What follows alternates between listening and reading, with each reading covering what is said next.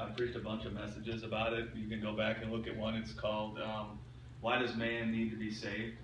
But if you read Ezekiel, it describes a tree in the garden that was in the midst of the garden and was more beautiful than all the other trees, and it describes it as Lucifer. Okay. And it describes how this tree saw that it was more beautiful than the other trees and saw that it got its beauty from God. And then this tree said, forget God. I will exalt myself by my own beauty. Which is, I will use this beauty I've gotten from God and I'll exalt myself by this beauty.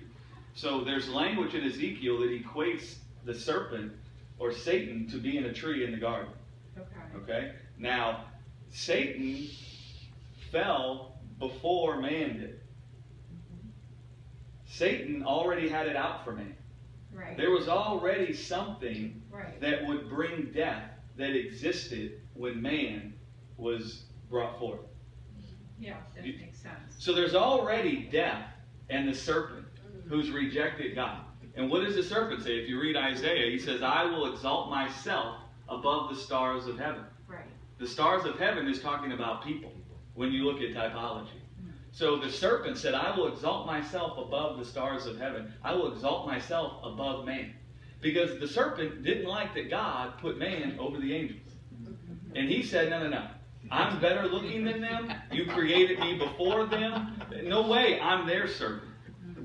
And so he found something in his heart where he said, I'm going to exalt myself above man. The only way he could exalt himself above man is by getting man to now partake of his system for life.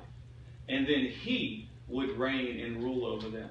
So when it says that the tree of the knowledge of good and evil is in the midst of the garden, I don't say that God created that tree and it didn't exist, and then he put it there to test man. There was already something there that wanted to kill man.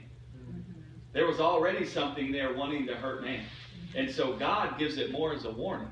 It's like if there's a big fire in your backyard, are you going to put the big fire out there and say, let's test Junior and see if he'll obey and not get in the fire? And if he doesn't get in the fire, then we'll be happy with him and he can have life. Or if there's already a big fire there that can hurt Junior, would you come and warn Junior not to touch the fire, not to test him to see if he'll obey? You really couldn't care less about obedience. What you're actually busy with is, I don't want them to die. And I see that thing can kill them. So now let me tell them about the thing that can kill them to protect them. Isn't that right? That's awesome. Thank you. I go to rest right away.